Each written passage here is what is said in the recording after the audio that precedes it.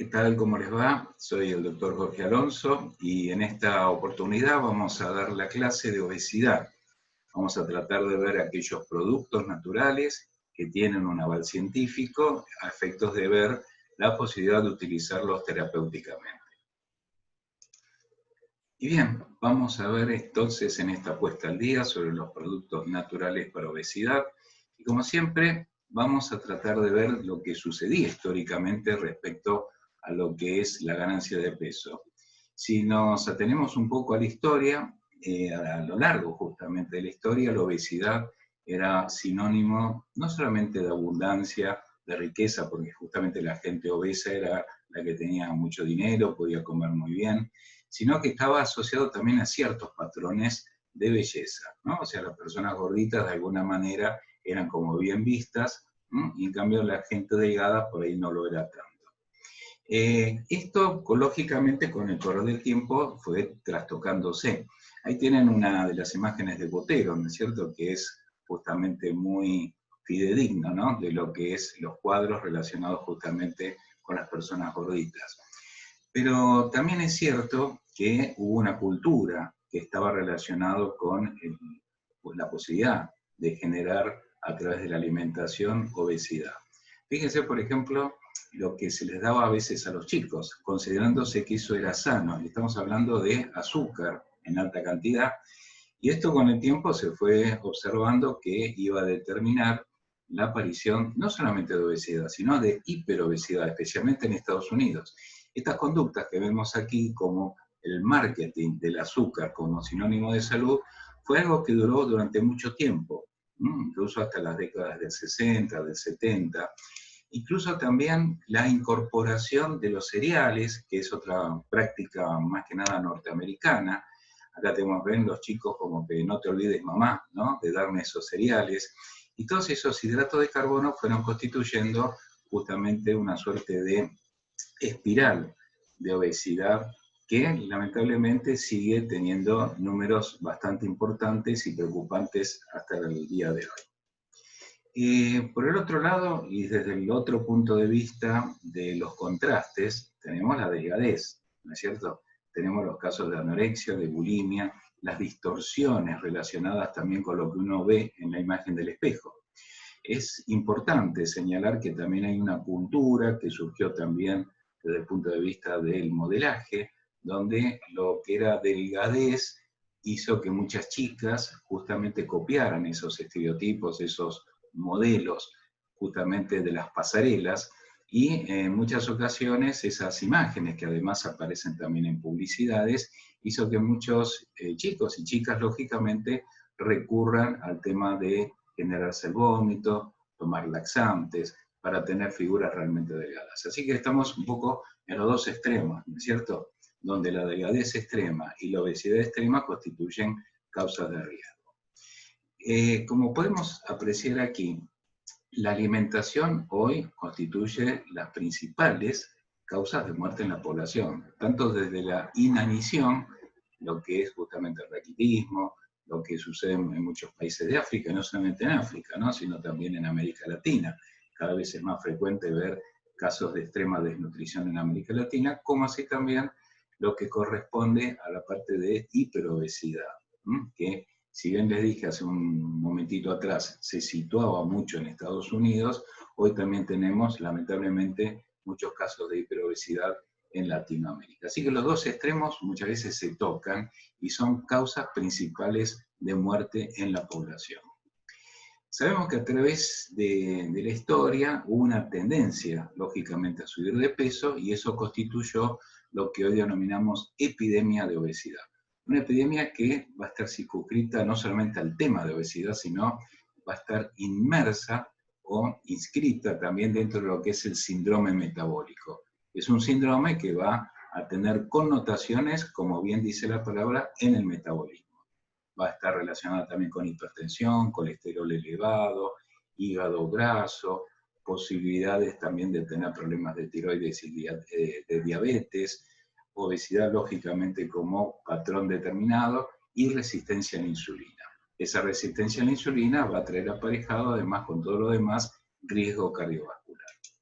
Por eso entonces cuando hablamos de obesidad no estamos hablando de un tema únicamente estético, sino que realmente es una patología con muchas complicaciones en lo que corresponde, digamos, a las derivaciones que trae ese aumento de peso. Como podemos ver en este dato epidemiológico, una evaluación de 195 países reveló que la prevalencia de obesidad se duplicó en más de 70 de esos países desde 1980. Quiere decir que estamos en una escalada inflacionaria desde el punto de vista de ganancia de peso y que lamentablemente si no se toman medidas adecuadas y se sigue preponderando la alimentación en base a demasiados hidratos de carbono, grasas saturadas, poca movilidad, también que eso va a contribuir lógicamente, vamos entonces a estar siempre relacionados con estos incrementos de peso. Argentina, lógicamente, es uno de los países que hay mayor preocupación en todo esto, especialmente en la población infantil. Fíjense que el 20% de los niños que están entre 6 y 13 años ya tienen sobrepeso. Y eso, lógicamente, está asociado muchas veces a conductas que los chicos a veces trasladan a la escuela. A veces comen mal en la casa, muchos hidratos, y cuando van al recreo van a buscarse sus snacks, que también están llenos de grasas saturadas y de hidratos de carbono.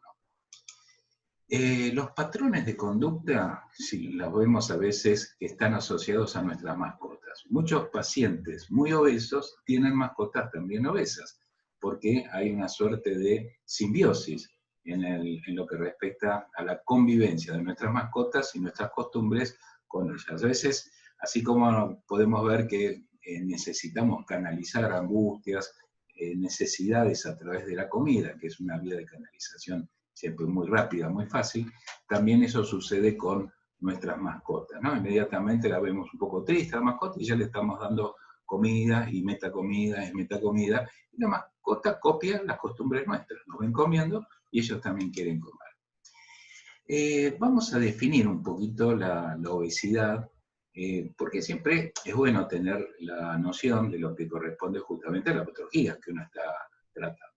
Entonces, la obesidad es una enfermedad crónica. Ya de por sí nos está hablando que es un tema que va a llevar años, a veces poder dominarlo totalmente. Está caracterizado por un exceso de grasa corporal.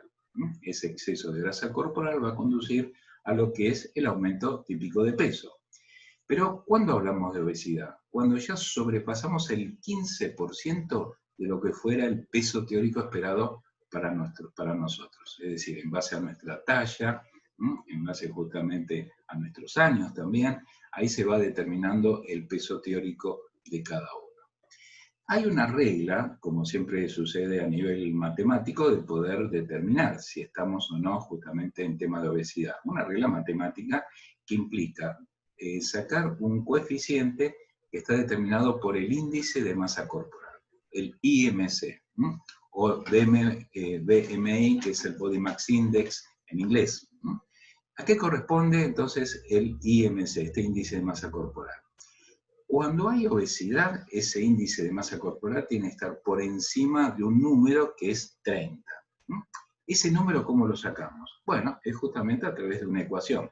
El índice de masa corporal entonces se va a sacar a partir del peso en kilogramos que uno tiene, dividido la altura al cuadrado, en metros o centímetros en este caso. Pero esta ecuación vamos a ejemplificarla. Por ejemplo, si el individuo pesa 100 kilos, entonces ahí tenemos el peso en kilogramos, lo vamos a dividir por 1,74, que fuera posiblemente la altura de esa persona, ¿no es cierto? Entonces, 1,74, pero como es al cuadrado, es 1,74 al cuadrado, lo cual es 2,89. Entonces, ¿qué hacemos? Dividimos 100 dividido justamente 2,89 y nos da, por ejemplo, 34,6. 34,6 ya está por arriba de 30, que es el índice de masa corporal que nos pone el límite o el punto bisagra a partir del cual empieza la obesidad. Así que este calculito lo podemos hacer en casa cada uno, sin mentir. Siempre decimos cuando hay que pesarse hay que poner los dos pies en la balanza, no solamente uno, ¿no? Bien, por ejemplo, en base a ese índice de masa corporal vamos a tener distintos grados de obesidad. tenemos grado 1, grado 2, grado 3, grado 4 y grado 5, lógicamente que ya son casos excesivos y con mucho riesgo del paciente. Entonces, uno tiene que ver en base a su índice de masa corporal en dónde está ubicado. A medida que estamos en los grados 3, grado 4, grado 5, lógicamente la posibilidad de estar ya en un síndrome metabólico va a ser mucho más marcada que cuando uno está en los grados más leves o moderados. La clasificación de obesidad es una clasificación que tiene elementos que son determinantes del proceso.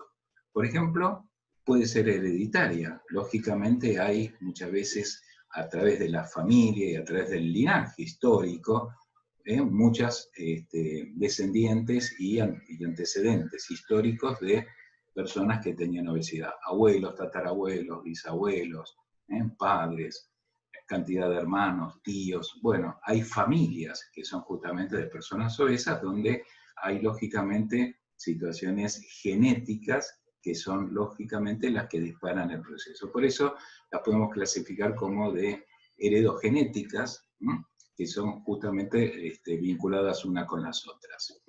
Trastornos alimentarios y bulimia.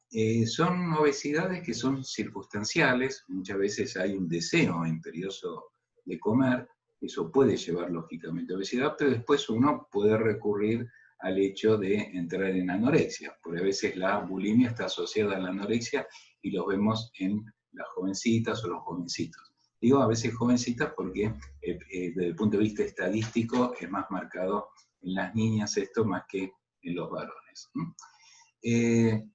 Causas, por ejemplo, metabólicas, ¿no? Justamente la diabetes, el hipotiroidismo pueden ser condicionantes de la aparición de obesidad.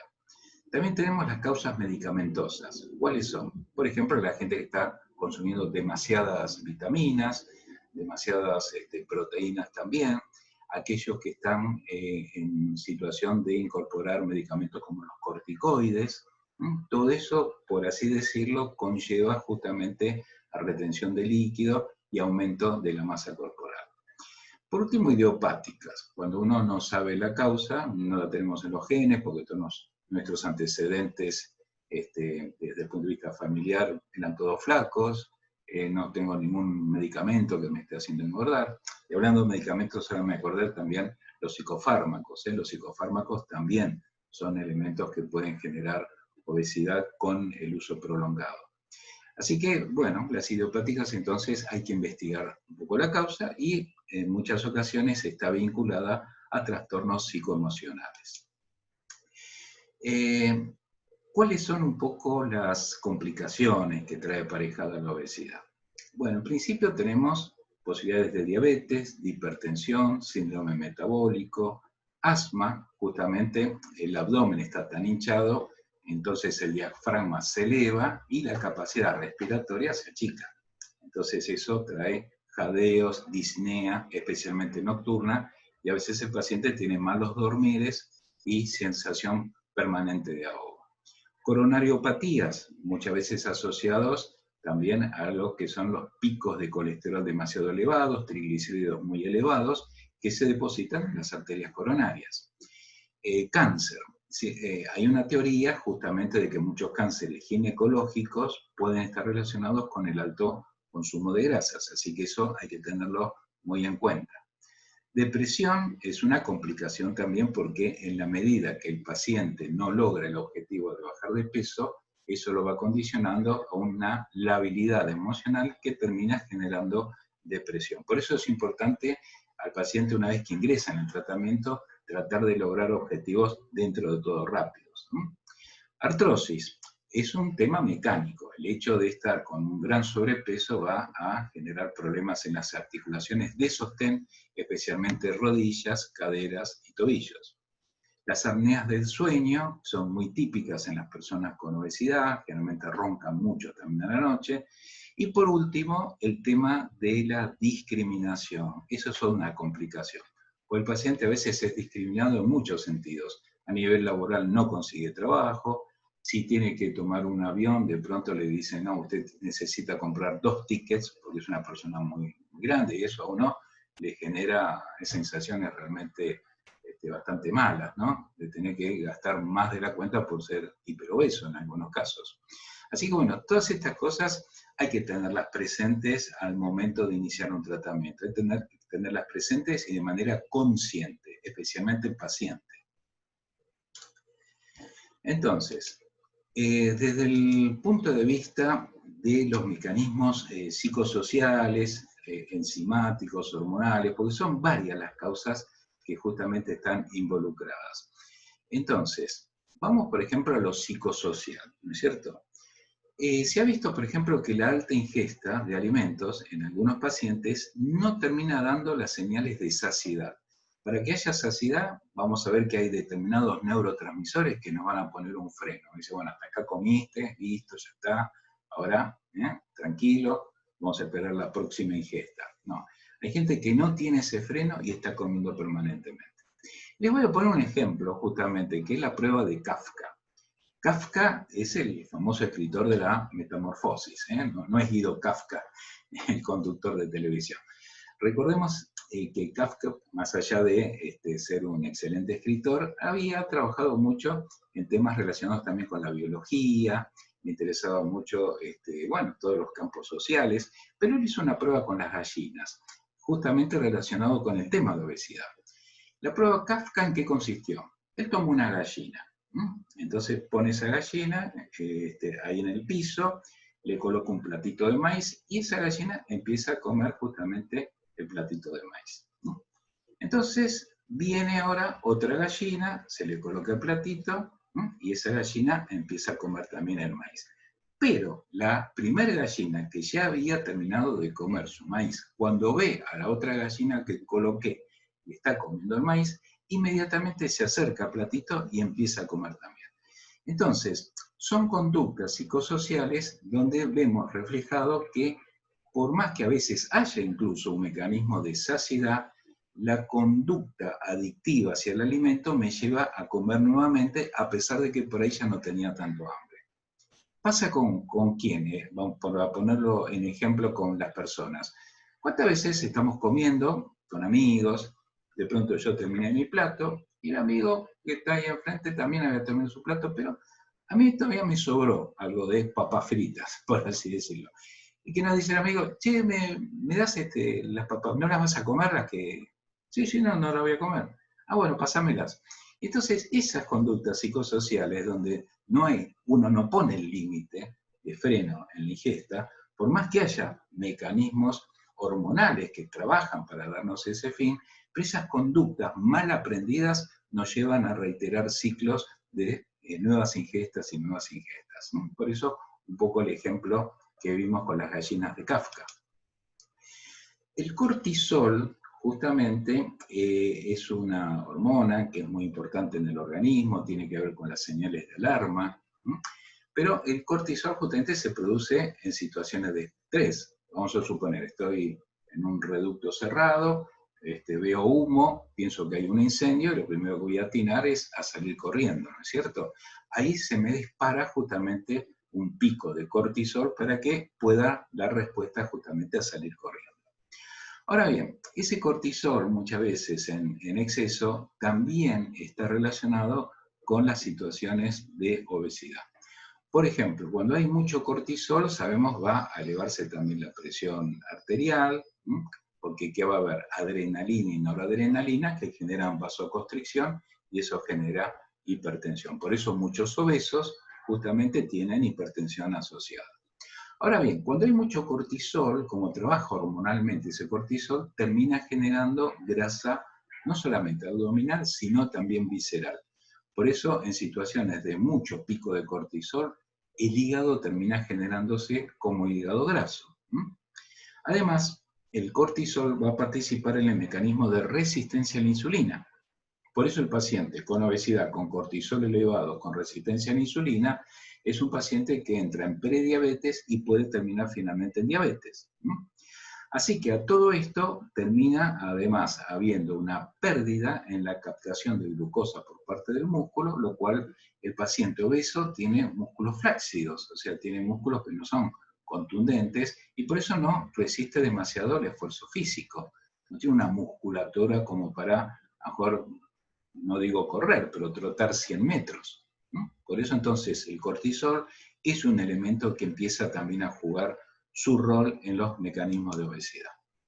La insulina, lógicamente también, si bien la insulina tiene que salir del páncreas y tomar el exceso de azúcar, y de esa manera entonces llevarlo al músculo.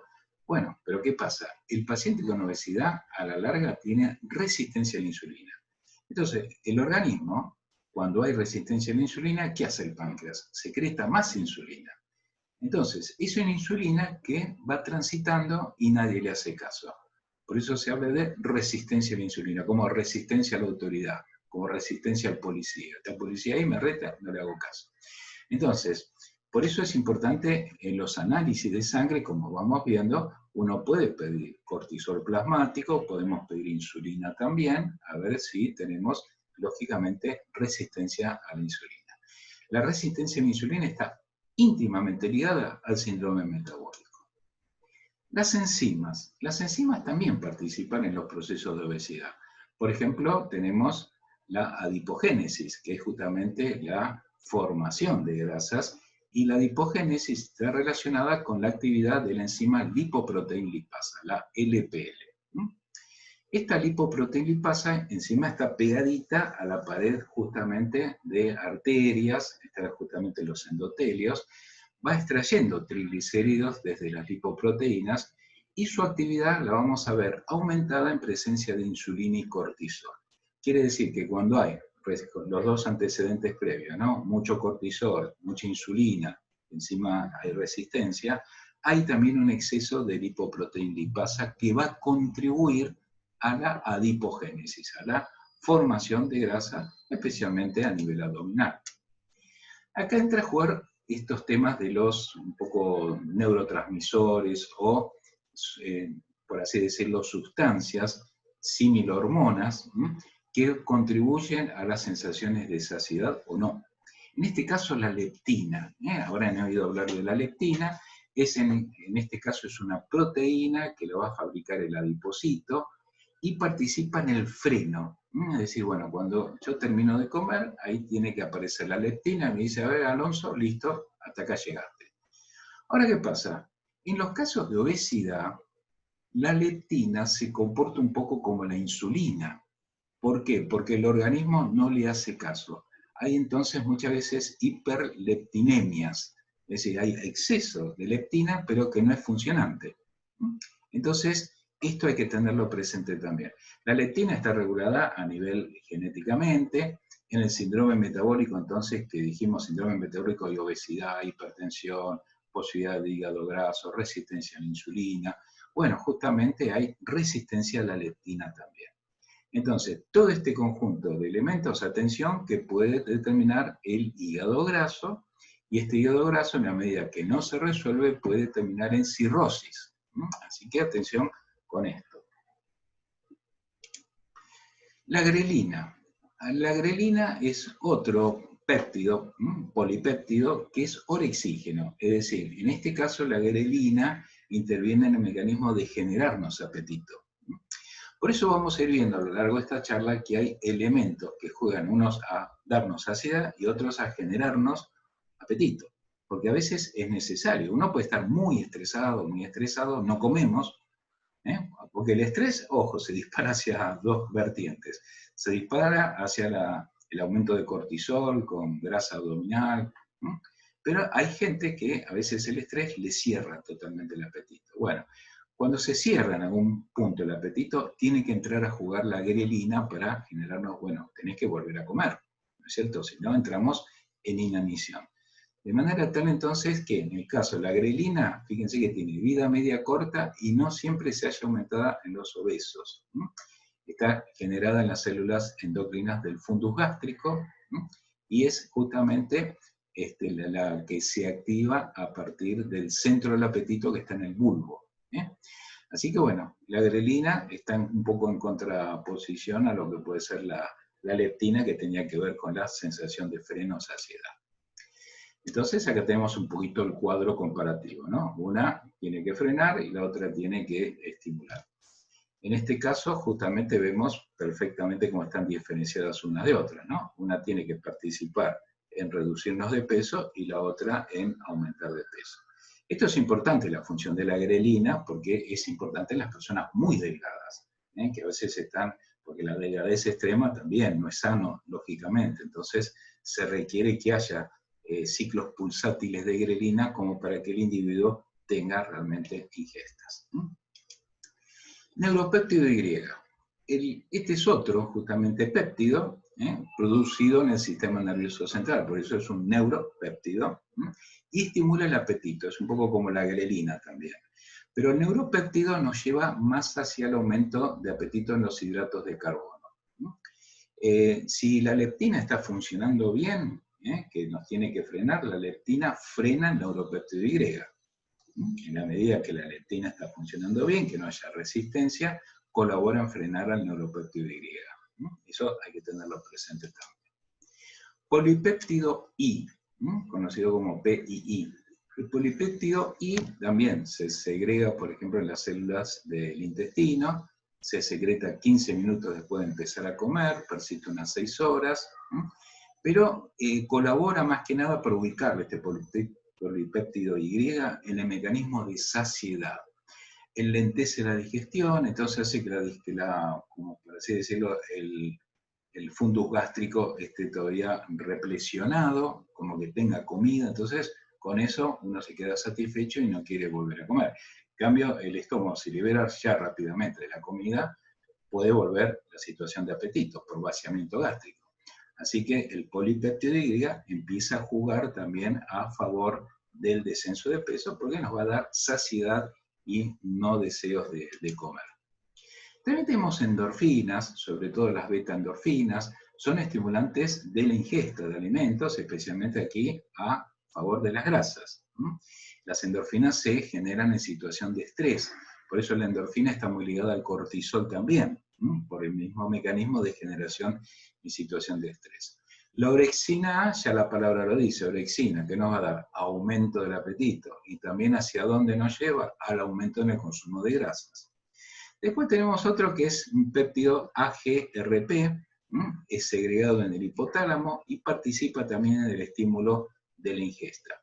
Entonces, estos tres que tenemos aquí son provocadores de que uno consuma más cantidad de alimentos. Por suerte también vamos teniendo jugadores que juegan a favor de disminuir la cosa, ¿no? Porque por ahora van ganando los que quieren que uno gane de peso. Pero bueno, tenemos la CCK, colecistoquinina. La sigla justamente es la C, la C y la Q, que tiene que ver con este nombre de colecistoquinina. Entonces, ¿qué pasa? Esta va a intervenir en el mecanismo de saciedad. Justamente se segrega en el intestino y se va a secretar a partir de las comidas. Por eso las señales de colecistoquinina son señales que van a tratar de a uno atemperarle el deseo de comer de más. Acá tenemos otros, el GLP-1, péptido similglucagón 1, o también es conocido como oxintomodulina. Es secretada en las células L intestinales en respuesta justamente a la ingestión de nutrientes y colabora en el mecanismo de saciedad. El neuropéptido POMC-CART, que es el que está ahí abajo, también participa en el mecanismo de reducción de la saciedad, de manera tal entonces que tenemos dos elementos más que juegan a favor de frenar todo este proceso. La amilina, este es otro péptido, se libera junto a la insulina en las células beta-pancreáticas. En este caso, esta amilina va a retrasar el vaciamiento gástrico y también colabora en el mecanismo de saciedad. Tiene, así como se libera junto a la insulina, por otro lado inhibe al glucagón, que es justamente otra de las hormonas que fabrica el páncreas, que está en contraposición a la insulina. Serotonina. La serotonina es un neurotransmisor quizás muy conocido ya por todos, que tiene que ver con lo que son las sensaciones de relax, de armonía, de tranquilidad. Buena serotonina a la noche condiciona un buen sueño. Bueno, la serotonina justamente es reguladora de la saciedad. Por eso, en la medida que uno puede incorporar algunos alimentos liberadores de serotonina, uno es como que queda más satisfecho. Por ejemplo, hay libros, como pueden apreciar ahí en la imagen, La dieta de la serotonina, que tiene que ver con incorporar alimentos ricos en serotonina para lograr ese efecto saciatógeno. Las bananas, los brócolis, los frutos secos, los huevos son fuentes de serotonina, e incluso el chocolate negro. Porque, ¿qué pasa? Me dice, el chocolate engorda. Bueno, pero vos comes una barrita de chocolate, chica, no demasiado, y es como que te da la sensación de saciedad, listo, ya está, ya comí. ¿No es cierto? Como que no querés comer de más. Por lo tanto, a veces pueden ser barritas magras de chocolate que no tengan demasiadas calorías y pueden colaborar también en estos procesos. El polipéptido pancreático, conocido como PP, este va a trabajar inhibiendo la secreción de insulina, promueve la distensión gástrica, retrasa el vaciado y por ende juega a favor de dar saciedad, ¿no? O sea, juega a favor del equipo de los que quieren bajar de peso. La microbiota intestinal, es decir, la flora intestinal, también cumple un rol muy importante en obesidad, porque las alteraciones de la flora también pueden condicionar distintos procesos vinculados a los almacenamientos de grasas, sobre todo a nivel de abdomen, y también a la posibilidad de reducir o no la concentración de energía corporal. Tenemos, por ejemplo, cuando hay una gran producción de enterobacterias, proteobacterias como la Escherichia coli, verrucos microbiales como la Akkermansia, ¿no? Y otros, colaboran en la mantención del peso. Entonces, hay determinados elementos de la flora que son, por así decirlo, favorecedores de eso. Y una correcta flora puede modular señales de apetito y de saciedad. Es decir, la flora en alguna ocasión puede trabajar modulando la situación.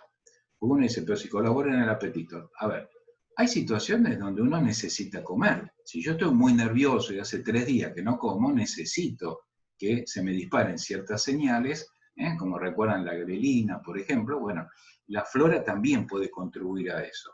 Pero también en el otro, por así decirlo, en el contrapuesto, la flora puede participar en el mecanismo de, bueno, basta, ya comiste demasiado, ¿no es cierto? Así que es importante mantener una buena flora como para que regule y armonice la función esta fluctuante entre comer de más y tener saciedad.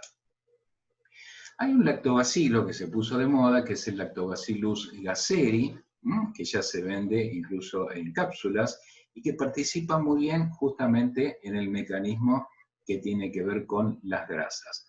Especialmente hace que las grasas se absorban menos en el intestino, también reduce un poco los ingresos de hidratos, mejora incluso los cuadros de alergias en los niños. Este lactobacilo se está incorporando en algunas leches y yogures para los chicos que muchas veces son alérgicos, y de esa manera entonces estimula, entre los efectos demostrados, estimula la lipólisis, es decir, la quema, por así decirlo, de grasas o combustión de grasas. Así que este es un producto que de a poquito también se va instalando, trabajando sobre la flora intestinal. Bien, llegó un momento de poner ahora las cosas en orden, de decir, bueno, vamos a poner lo que dijimos que frena y vamos a poner por el otro lado, en el lado Homero Simpson, lo que hace ganar peso. Entonces ahí tenemos comparativamente todo lo que hemos mencionado hasta el momento. Entonces, el organismo es un balance de las dos situaciones, entre bajar de peso y subir de peso. Ahora bien, cuando uno tiene que hacer un tratamiento, ese tratamiento lo podemos apuntar en moléculas, sustancias, principios activos que apunten a aquellos factores que hacen bajar de peso o que generan mayor saciedad. Ahí está, de alguna manera, direccionado en parte los tratamientos convencionales para la obesidad. Los factores genéticos, bueno, ya sabemos que a veces contra los genes no se puede, pero se sabe, se han identificado genes que están relacionados con mayor aumento de peso, especialmente los polimorfismos. A veces las secuencias de nucleótidos pueden estar alteradas y una pequeña secuencia, un nucleótido alterado, es un polimorfismo y ese quizás está vinculado al tema de obesidad. Porque hay polimorfismos que determinan cáncer, otros determinan hipertensión, depresión, y hay polimorfismos vinculados al tema entonces también de obesidad. Bien, el abordaje convencional. Lógicamente uno tiene que bajar de peso y tiene que ayudarse con una dieta, con actividad física, y por ahí uno quiere recurrir a algún producto. Fíjense que antiguamente, en las décadas del 40, del 50, del 60, se habían impuesto las anfetaminas. Era algo convencional, se recetaba. ¿Y qué pasa? La anfetamina quita, lógicamente, el deseo de comer, pero quita el sueño, trae depresión por agotamiento de neurotransmisores, estados de irritabilidad nerviosa, y todo eso condicionaba que el producto final de dar anfetaminas era mucho peor que el hecho de no suministrarla. Era preferible hacer dieta y no tener que sufrir todo lo que conllevaba este uso de anfetaminas. ¿Hay anfetaminas legales? Sí, porque son legales porque son de bajo prescripción. Fíjense que donde tenemos tachado con la X, ahí tenemos la sibutramina. La sibutramina había surgido con mucho ímpetu en la década del 90, era como, por así decirlo, la que recomendaban muchos nutricionistas, médicos nutricionistas, diabetólogos, porque también parecía que mejoraba el perfil de diabetes en los pacientes, pero con el tiempo se tuvo que dejar por problemas relacionados justamente a nivel cardiovascular. Después está todavía vigente el Masindol, ¿no? El Masindol en realidad no corresponde desde el punto de vista químico al grupo anfetaminas. Es un grupo imidazólico, es otro tipo de grupo químico, ¿no? De los imidazoles. Pero que tiene ese grupo imidazol un comportamiento muy parecido a las anfetaminas. De pronto uno consume Masindol y siente básicamente lo mismo que si hubiera consumido de pronto una anfetamina como el dietilpropión, que lo tienen ahí abajo, o la fentermina, que también lo tienen ahí abajo. Esas son anfetaminas legales, se prescriben porque en algunas ocasiones algunos médicos pueden decir, bueno, este paciente es hiperobeso, le tengo que bajar rápidamente de peso porque está en peligro, y a veces cortos periodos de tiempo y muy controlados con estas drogas pueden hacer el empujón inicial, que es justamente cuando hay que hacer arrancar la locomotora, ¿no? Entonces pueden ser de utilidad en esos casos. Pero bueno, la idea es que no se recurra a esto porque siempre tienen efectos adversos marcados, en especial la posibilidad de adicción, que con el tiempo ocurren con estos grupos. Otros productos que conocen, el Orlistat, que hace ya varios años que está, entre los efectos adversos, generalmente ha dado muchas diarreas, diarreas incoercibles. Gente que, lo hemos visto, se han hecho popó en la calle directamente porque da una intolerancia muy marcada a determinadas grasas de la alimentación y eso conduce, lógicamente, a estas diarreas. Después tenemos otras drogas, la lorcacerina o el clorhidrato, ¿no? De lorcacerina, que tiene lógicamente también sus efectos adversos. La fentermina con el topiromato, que es una mezcla que ha surgido también. Bueno, que tienen lógicamente varios efectos adversos. Por ejemplo, la lorcacerina, fíjese lo que le dice, ¿no? Cambios inusuales del humor, del comportamiento, del pensamiento, de suicidio. Y eso ocurría con las anfetaminas. La anfetamina a veces daba ideas de suicidio, hay que tenerlo muy presente. Ojos secos, visión borrosa, eso también daban las anfetaminas. Sensación de estar parado al lado de su cuerpo, de estar fuera de su cuerpo, ya es una cosa más alucinógena, ¿no? Como que hay una separación como del alma que se separa, ¿no? Uno, justamente muchos pacientes dicen, vi mi alma separarse de mi cuerpo. Bueno, esto está hablando de ciertos efectos que realmente no son buenos para seguir tomando en estos pacientes. Taquicardias, porque son efectos de tipo anfetamínicos, lógicamente. Pero dice, esta lista no menciona todos los efectos secundarios y puede ser que ocurran otros, porque esta lista la ha dado la FDA. Y menciona la propia FDA, lógicamente está en inglés, acá se las traduje, que dice and others, o sea, y otros, que van apareciendo a través del consumo de esta droga. Así que, ojo, sí, es eficaz, te hace bajar de peso, pero atenete a todos estos efectos adversos que te van a aparecer. Para obesidad complicada con diabetes, por ejemplo, se ha recomendado la liraglutida en forma inyectable, en forma subcutánea, pero atención, ¿no? Dice, esta droga ha demostrado generar cáncer de tiroides en animales y no se conoce si esto puede suceder en humanos. Esto lo está diciendo la FDA. Entonces, atención con esto. Ni que hablar con pacientes que ya tienen antecedentes de tiroides porque a veces pacientes hipotiroideos que son obesos, bueno, estaría jugando uno con la ruleta rusa, ¿no es cierto? Así que bueno, son cosas que hay que manejarlas con mucho cuidado. Si bien está indicada en pacientes con diabetes y con obesidad, pero bueno, creo que tenemos otros elementos que pueden ser mejores. Acá tenemos el Contrave, ¿no? Este Contrave es la marca comercial de naltrexona con el bupropión. Es la mezcla justamente de un antidepresivo, que es el bupropión, justamente, cuyo efecto adverso es suprimir el apetito. O sea, te voy a dar un antidepresivo, por más que no tengas depresión, para que el efecto adverso de lo que te esté dando te genere o te corte el apetito. Bueno, a ver, tiene también sus contraindicaciones, por ejemplo, pueden aparecer convulsiones, ojo, pueden ser convulsiones, visión borrosa, cambios en el comportamiento, manía, ictericia, lo cual significa que el hígado esto no se lo banca muy bien. Así que bueno, son advertencias de la FDA, como yo le estoy poniendo. Rimonabant. Este está relacionado con el cannabis, justamente porque actúa sobre un receptor cannabinoide, el CB1, lo cual lleva a menor ingesta. Pero bueno, este producto ha generado incluso muchas controversias. Si bien aparentemente tenía un buen perfil sobre el tema de la insulina y reducción del colesterol malo, pero con el tiempo se vieron efectos realmente muy malos. Muchos pacientes tuvieron que abandonar el tratamiento por los efectos adversos, especialmente el tema de ideación de suicidio. Ojo, porque el 26%, uno de cada 4, había tenido justamente ideación de suicidio. Peligrosísimo eso. Por eso ya la FDA lo prohibió a este producto. Bien, entonces nos toca ver el lado del mostrador fitoterápico, ¿no? El lado verde del mostrador. En principio, como todo tratamiento, antes de hablar siempre de remedios, tenemos que pensar en que tenemos que hacer siempre actividad física, hacer la dieta, eso no se salva a nadie. Y hay que apuntar, bueno, a ver, ¿cómo disminuimos esa ingesta? ¿Cómo aumentamos el gasto de energía? La dieta y la actividad física van a colaborar en esto, generando lo que se denomina balance energético. Pero a través también de los productos para obesidad podemos trabajar en la reducción del apetito, en alterar la absorción en el intestino y también generar mayor saciedad.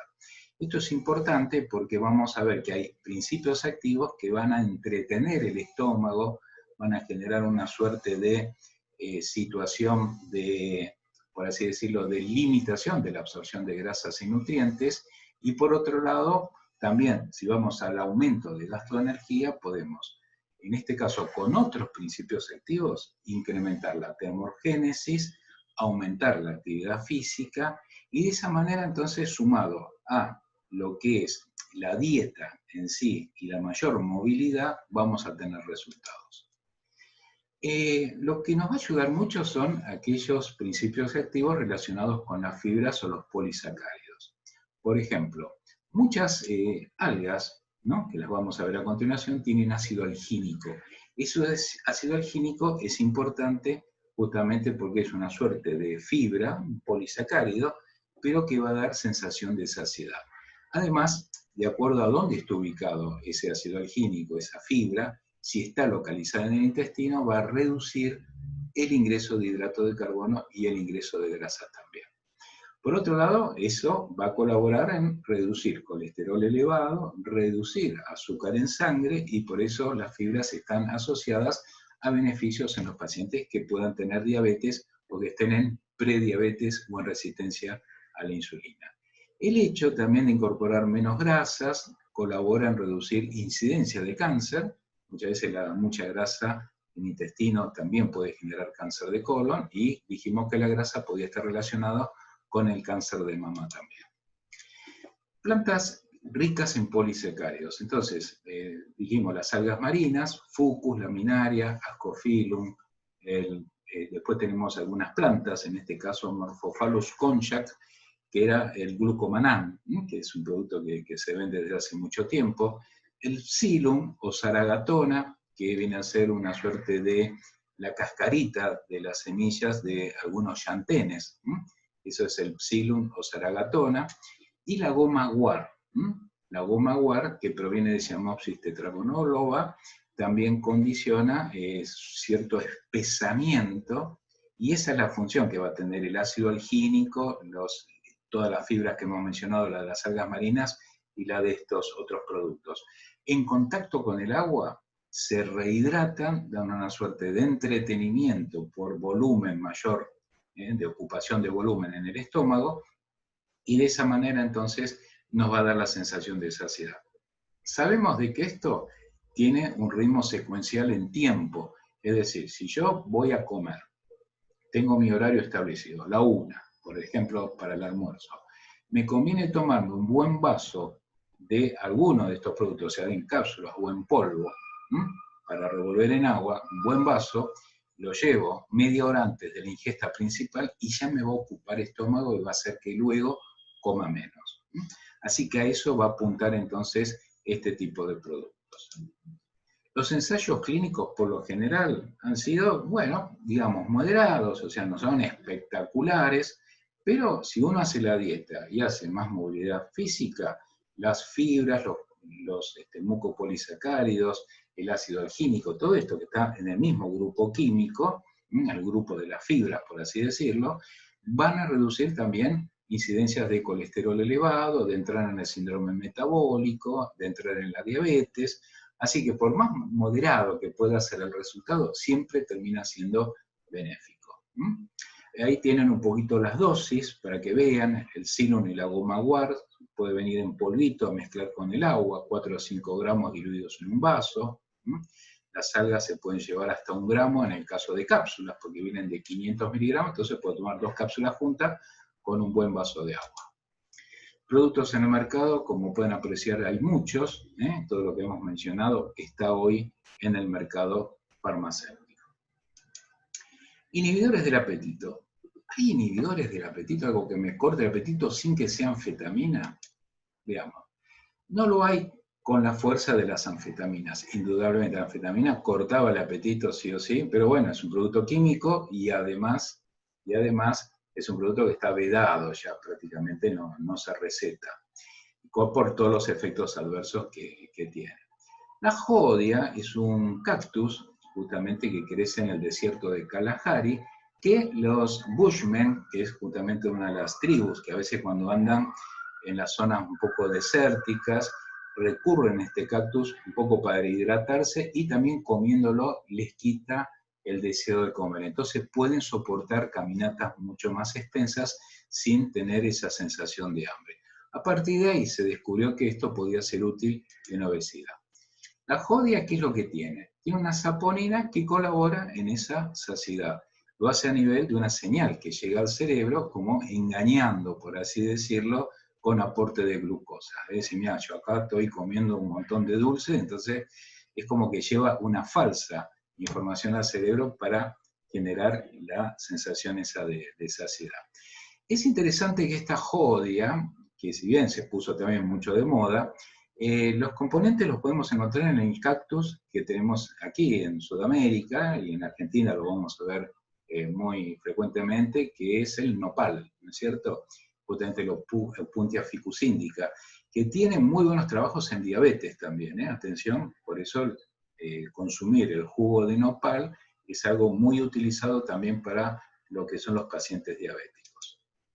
La jodia tiene sus ensayos, se hicieron ensayos en roedores, los resultados también han sido más o menos leves a moderados, pero bueno, colabora, ayuda. Si hacemos dieta, hacemos actividad física y consumimos jodia, los resultados pueden ser buenos.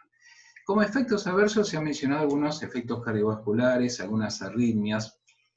No es tan frecuente verlo, se ha señalado, entonces es importante que algún paciente que ya venga con algún antecedente cardíaco lo pueda tener presente, porque por momentos lo que hace es cierta aceleración, sin ser una anfetamina, no es una anfetamina, pero se nota como cierta aceleración del paciente. Entonces quizás un paciente que está ya es medio nervioso, por ahí no conviene, ¿no? Y menos con antecedentes cardíacos. En cambio, si es una persona gordita pero tranquila y que necesita a veces un poco más de power, bueno, ahí puede serle de mejores resultados.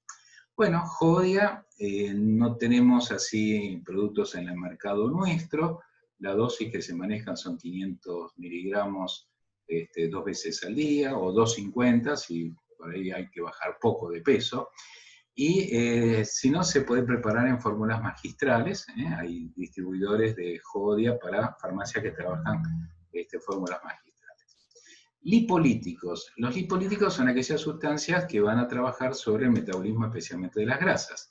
Entre ellas tenemos el naranjo amargo, el tamarindo malabar, y tenemos las que tienen metilsantinas, como la yerba mate, el té verde, el café verde, puede entrar el guaraná también, ¿no? La nuez cola. Todos esos tienen estas sustancias lipolíticas que están relacionadas más que nada justamente con las metilsantinas, especialmente con la cafeína. Eso en las tres últimas. En cambio, Citrus aurantium tiene un mecanismo propio, lo mismo que la Garcinia cambogia. El Citrus aurantium es la naranja amarga y tiene un compuesto en el fruto que es justamente conocido como cinefrina. Parece la palabra efedrina, ¿no es cierto? Que sería simpático mimético. Bueno, no. Cinefrina tiene una estructura parecida, pero no lo es. Pero es muy buen lipolítico justamente en los receptores adrenérgicos beta 3 que están en el adipocito, ahí donde hay que hacer la combustión de la grasa. Así que tiene un efecto trópico a ese nivel. No actúa demasiado en el tema de control del apetito, sino que actúa metabólicamente. Puede haber mayor liberación de adrenalina y noradrenalina producto de esa estimulación beta 3 adrenérgica, pero más bien es localizada. Esto les indicaría un poquito de cuidado en algún paciente hipertenso, si es que esta adrenalina y noradrenalina podría condicionar algún puntito de más de la presión. Simplemente habría que chequear. La Garcinia cambogia es un producto que hace mucho tiempo que se da.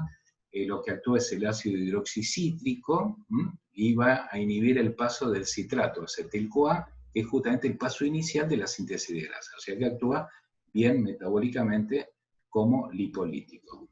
Y como dijimos, la yerba mate, el café verde, el té verde, es la actividad de la cafeína con también el ácido clorogénico. Este ácido clorogénico trabaja en simbiosis sinérgicamente con la cafeína y generan, por un lado, un efecto termogénico. Esto significa que va a generar como mayor calor, mayor producción de calor. Si estamos generando mayor producción de calor, hay mayor generación de ATP, de energía, y para generar ATP y mayor calor hay que combustionar elementos de reserva. Es ahí entonces donde intervienen estas metilsantinas. Bueno, en resumidas cuentas, de estos grupos de lipolíticos, los ensayos clínicos también han dado resultados entre leves a moderados, pero básicamente colaboran bastante bien en lo que es el perfil de grasas. Por ahí uno dice, bueno, no bajé mucho de peso, pero ahora mi LDL colesterol ya está mejor, subí un poco el HDL. Bueno, son elementos que juegan a favor. Productos en el mercado, tenemos algunos productos, como pueden ver en base, por ejemplo, a la Garcinia, o también tenemos combinaciones de Garcinia con café verde, incluso L-carnitina, que es un aminoácido que, si bien se usa mucho en los gimnasios, pero puede colaborar un poquito en disminuir la ingesta. Otros mecanismos. Acá intervienen otras plantas que tienen otros mecanismos de acción, por ejemplo, la espirulina. Es una alga marina, sí, pero no tiene tanto ácido algínico como para dar saciedad. Lo que sí tiene son proteínas, o sea, la saciedad lo genera la gran cantidad de proteínas que tiene la espirulina, superior a las otras algas. Entonces, la espirulina en un buen vaso, 3-4 gramos, tomándolo, no es muy agradable, pero se puede mezclar con jugo. Bueno, de esa manera entonces colabora en darnos saciedad.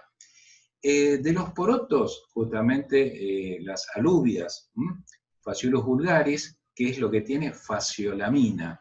Esta faciolamina, por ejemplo, reduce la actividad de las enzimas que metabolizan almidones, o sea, trabajan en metabolismo de los hidratos de carbono. En este caso hay que tomar de la faciolamina cápsulas que vienen de 500 miligramos, 1 a 2 antes de las ingestas con un buen vaso de agua, y de esa manera se reduce ese deseo quizá de consumir mejor demasiado hidrato de carbono.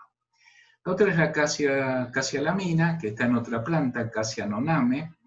Este producto todavía no está demasiado impuesto en el mercado, es un inhibidor de lipasa. ¿Recuerdan cuando hablamos de los mecanismos enzimáticos, ¿no? La lipasa intervenía en la generación de adipogénesis. Entonces este producto logra frenar esa situación y son 300 a 600 miligramos al día. Fíjense que tenemos productos en el mercado. Por ejemplo, hay uno que se comercializa para echar como una suerte de sal alrededor de la comida y de esa manera esa faciolamina en polvo reduce un poco o da esa sensación de lleno, fundamentalmente. Lo hay en cápsulas, pero también lo hay en forma de distribuirlo como si fuera una suerte de sal. Ácido linoleico conjugado, el CLA, hace varios años que también está en el mercado farmacéutico. Es un grupo de ácidos grasos poliinsaturados, que son isómeros del ácido linoleico, ¿no? Por eso es linoleico conjugado, es como una suerte de espejo respecto al linoleico. Presenta dos dobles enlaces que son conjugados, ahí tienen la forma, digamos, química de cómo se presentan. Y uno tiene este ácido linoleico conjugado, por ejemplo, en la carne, en la leche de ovinos y bovinos. Es producido por una bacteria, el Butyribrium fibrisolvens. El hombre no tiene esa bacteria, pero lo puede producir a partir de ácidos grasos trans de la dieta. A veces, si uno tiene que producirlo a partir de ácidos grasos trans de la dieta, no es muy bueno, ¿no es cierto? Esos ácidos grasos trans. Por eso a veces se recurre a un producto que ya lo trae incorporado en forma de cápsula. Y se ha visto que el ácido linoleico conjugado puede mejorar la sensibilidad a la insulina, de manera tal que no haya tanta resistencia a la insulina, hay menor formación de grasa en abdomen, inhibe justamente la lipoproteína lipasa que está relacionada con la adipogénesis, y algo que se vio, justamente las mujeres son más sensibles que los hombres a la acción del ácido linoleico conjugado. La dosis que se suele dar es de 3 a 5 gramos diarios, y se suministra como polvitos también para mezclar con agua. Fucosantina, esto está presente en algas pardas. Acá, al igual que la espirulina, no trabaja como las otras algas con el ácido algínico, esas fibras, sino que es un compuesto realmente con muy buen poder, incluso antioxidante, pero tiene un mecanismo de acción bastante peculiar. Fíjense que induce el acoplamiento de la expresión de la proteína 1CP1 en el tejido adiposo blanco, ¿no? Recuerden que hay el tejido adiposo pardo y el otro blanco. Y esta, por así decirlo, proteína UCP1 es una proteína de la membrana interna de las mitocondrias y es capaz de oxidar ácidos grasos y producir energía. Es decir, trabaja por un mecanismo básicamente energético y lipolítico también. Doble mecanismo de acción. Además colabora en mejorar lo que es la resistencia a la insulina, por lo tanto los pacientes prediabéticos o diabéticos con obesidad van a tener buenos resultados si incorporan fucosantina. Además, como les dije, es muy buen antioxidante también. Fucosantina, por ahí no tenemos en el mercado farmacéutico, hay cápsulas que se venden en otros países. Lo que se toma es poco, ¿no? Son 4 miligramos diarios de los que son productos puros, o si no, 200 miligramos cuando viene fucosantina ya mezclado con otros componentes de las algas. Entonces ahí hay más cantidad, ¿no es cierto? Pero cuando es fucosantina solita son apenas 4 miligramos. Naringenina. La naringenina está presente en cítricos. Los cítricos ya de por sí ya son, por lo general, productos que acompañan la dieta, ¿no es cierto? Siempre decimos, tomate un jugo de pomelo, un jugo de limón, ¿no? Como colaborantes de los procesos de reducción de calorías. Bueno, en este caso, la naringenina es un flavonoide, lo vemos más que nada en el pomelo, más que en las naranjas o que en el limón, y podría prevenir aumentos en el nivel de colesterol y cambios en la sensibilidad de la insulina. Estos dos elementos son contribuyentes del síndrome metabólico. Así que la naringenina, productos que contengan naringenina, pueden ser útiles en los pacientes obesos con síndrome metabólico. Productos con naringenina, tenemos ahí un producto que es suplemento dietario, que viene con stevia, sino también hay en otros países que vienen, ¿no? El naringin como citrobioflavonoide. Estos citrobioflavonoides son muy útiles en varices también, tienen un mecanismo bastante bueno de protector del endotelio vascular. Bueno, vamos terminando un poco ácido pinoleico. El ácido pinoleico es otro producto que surge del pino. Estimula la CCK, ¿se acuerdan? La colecistoquinina, que tenía que ver con la saciedad, con una de las señales de saciedad luego de la ingesta. Estimula GLP-1, que estaba relacionada también con la saciedad, ¿recuerdan? Es fuente de omega 6, que tiene que ver con mecanismos antiinflamatorios. Los resultados son visibles a las 3 horas, ahí se les va marcando un poco el momento de toma. Uno dice, yo como mucho al mediodía, ¿y a qué hora comes? Y a las 2 de la tarde. Bueno, entonces tipo 11 anda consumiendo ácido pinoleico. O sea, vamos teniendo ya un perfil de horario de acción. La dosis es 1,5 a 3 gramos diarios, puede venir en cápsulas de 500 o de 700, entonces uno va, por así decirlo, calculando en base a la dosis ideal. No ha mostrado efectos adversos en los ensayos clínicos. Se vende, entonces, como les decía, en forma de cápsulas. No tenemos todavía en el mercado farmacéutico local, pero sépanlo que está poniéndose de moda este producto también. De la proteína de la papa, ¿no? El PPE, extracto de proteína de la papa, es un inhibidor de proteinasa 2. Esta aumenta la producción de la CCK, que está relacionado con la supresión del apetito o la saciedad, básicamente. De los extractos de PPP se dan justamente 30 a 60 miligramos como dosis. Son muy útiles en obesidad, en síndrome metabólico, en prediabetes. No tiene efectos adversos, se tolera perfectamente bien. Se conserva en la cocción de la papa, porque uno dice, bueno, puedo comer papa y está bien, está en esa cáscara, pero lo ideal sería tomarlo concentrado en función de productos estandarizados, ¿no? Hay un producto que es conocido como Slendesta. Slendesta en realidad es una marca patente que se ha vendido a muchos laboratorios, ¿no? Por ejemplo, vamos a encontrar como Slendesta, pero de diversos laboratorios, como que esos laboratorios compraron la patente de la proteína de la papa.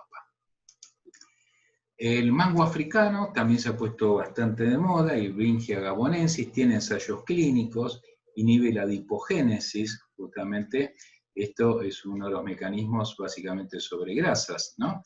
Incrementa los niveles de adiponectina, reduce colesterol en sangre, es útil en obesidad y también en síndrome metabólico. Productos con mango africano, ahí incluso está el mango africano, el laboratorio calcaño, que es de Tucumán, ¿no es cierto? Ahí hay cápsulas, si no, en otros países se comercializa mucho este producto o se vende también en forma de extracto. Los laboratorios que comercializan extractos vegetales lo venden a farmacias magistrales. Las cetonas de raspberry, que son de las cetonas de la frambuesa, es un producto que tiene unos 7, 8 años ya en el mercado, realmente ha dado también buenos resultados, estimula la producción de adiponectina. Recuerden, la adiponectina es una hormona en el tejido graso que produce ruptura y escisión de la célula grasa, evitando su acúmulo. O sea, rompe los puentes de adhesión que tienen las células grasas, que van acumulándose, entonces los va cortando, y a la medida que están más dispersas, esos acúmulos grasos se van disolviendo y se van eliminando del organismo. Además trabaja sobre la producción de termogénica, ¿no? Por producción justamente de noradrenalina, reduce la formación de hígado graso, también es un elemento a tener en cuenta en esos pacientes que tienen síndrome metabólico y que ya la ecografía le está mostrando quizás esteatosis leve, ¿no? Como diagnóstico. Bueno, producto que hay en el mercado del Cetolip, que lo conocen también, es un producto que tiene también ensayos clínicos. La forscolina, Coleus forscoli, este es un producto que trabaja sobre la liposa hormonosensible, la LHS. Esta LHS adipositaria es liberadora de triglicéridos, tiene un efecto justamente termogénico, a través de producción de energía. Tiene un efecto vasodilatador y hipotensor arterial. La forscolina incluso se da en casos de cefaleas, es uno de los productos que se suele dar también con buenos resultados. Son 250 miligramos 2 veces al día en forma de cápsulas. No hay productos aquí en el mercado con forscolina. Y bueno, hay que recurrir un poco a lo que son los mercados de suplementos. Bueno, y con esto entonces vamos dando por finalizada esta charla. Hemos visto que entonces para trabajar en obesidad tenemos muchos recursos. Siempre, indudablemente, la dieta es el pilar fundamental, no hay cosa mágica. Las dietas que funcionan, atención, porque esto también es importante, no tienen que ser dietas demasiado restrictivas, porque la dieta muy restrictiva pierde adhesión del paciente. El paciente no adhiere y al quinto día te la largó, te la dejó. Entonces la dieta tiene que ser más o menos de unas 1200 calorías, que permite, esto estoy hablando en un promedio, ¿no es cierto?, de personas que a lo mejor tienen que bajar, vamos a suponer, entre 5 y 20 kilos. Bueno, unas 1200 calorías permite mantener un poco la idea de saciedad, pero ir perdiendo calorías. Esto es importante. Paciente con 1200 calorías, si lo hace bien, puede perder 200 gramos diarios, que multiplicado por 30 días puede conducir a 6 kilos de peso para bajar en el mes. Eso es bueno, no tiene que bajar 10 de golpe. Lo que se baja de golpe se recupera de golpe. Eso fue la regla general a lo largo de la vida. En cambio, 200 gramos por día no genera señales en el organismo a nivel cerebral que me indiquen de que algo me está pasando. Porque si yo entro con la dieta demasiado restrictivas, de 500 calorías por día, y ahí el organismo genera señales, genera, che, mirá que este tipo parece que se perdió en el desierto, ¿no? ¿Qué le pasa? Entonces, ojo que cuando el organismo detecta eso, empieza a acumular reservas, pues a este tipo le está pasando algo. Entonces, no tenemos que generar justamente esas señales, porque el organismo después lo que ingresa lo empieza a acumular, no lo quema, lo acumula, entonces después cuesta bajar de peso. Así que ahí sí, descensos iniciales, pues después estancamiento y después viene el deseo de querer comer todo de golpe. Así que recuerden que la dieta tiene que ser una dieta equilibrada, que tenga muchos vegetales, mucha fibra, pero que colabore también en el proceso de no dar esas señales que les dije recién. Es importante que el paciente mantenga una rutina horaria. Esto implica que coma en los horarios más o menos adecuados, porque así le generamos un ritmo, un ciclo de ritmo biológico propio que hace que el paciente entonces cuando llegue el horario de comer, quiera comer ahí y no desfasado. Pues el paciente un día me comió a las 12, otro día me comió a las 3 y el tercer día no comió porque tuvo un montón de, no sé, trabajos que hacer o tuvo que hacer trámites. El organismo no sabe en qué momento entonces generar el ciclo. Además empieza a salir la bilis en cualquier momento, las secreciones digestivas en cualquier momento, y eso entonces no es para nada halagüeño. Entonces, como dijimos, la obesidad es una construcción desde el punto de vista del tratamiento. Implica tomar elementos de la dieta, como les dije recién, elementos de actividad física, no hay que ir a matarse al gimnasio, el paciente tiene que ir justamente a hacer una actividad moderada, una actividad más bien que le permita de a poco ir incrementando paulatinamente ese gasto energético. Y la medicación que puede acompañar tiene que ser una medicación exenta de riesgos, porque ya de por sí la obesidad es un riesgo, entonces no tenemos que sumarle otro riesgo más con medicaciones que sean realmente bastante perniciosas. Así que hemos visto que los resultados con los productos naturales no son mágicos.